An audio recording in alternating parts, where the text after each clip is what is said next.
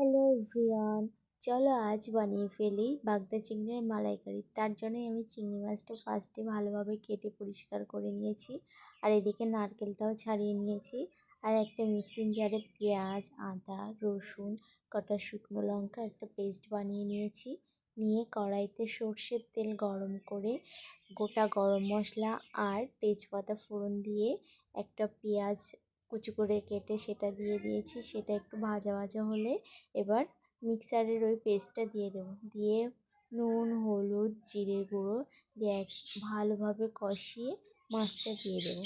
এবার মাছটা দিয়ে ভালোভাবে নাড়াচাড়া করে এটা কিন্তু ভালোভাবেই কষতে হবে। যত কষবে এর টেস্টটা ততই ভালো আসবে। দেখো কত বড় বড় বাগদা চিংড়ি। এই বাগদা চিংড়ি কিন্তু আমার ননদের বাড়ি থেকে এসছে। এবার এটা আমি পুরোটাই নারকেলের দুধ দিয়ে রান্না করেছি। তোমরা চাইলে আমল দুধও দিতে পারো, কিন্তু মালাইকারির স্বাদটা কিন্তু নারকেল দুধ দিলেই বেশি ভালো হয়। এটা নিশ্চয়ই তোমরা সবাই জেনে থাকবে। এবার আমি একটু চিনি দিয়ে দিলাম, মালাইকারি একটু মিষ্টি মিষ্টি ভালো লাগে। তারপরে লাস্টে কাঁচা লঙ্কা আর গরম মশলা দিয়ে আমি এটা নামিয়ে নেব। আমার হয়ে গেছে রান্নাটা। তোমরা বাড়িতে কে কীভাবে রান্না করো অবশ্যই কিন্তু আমাকে কমেন্টে জানাতে ভুলো না। টাটা।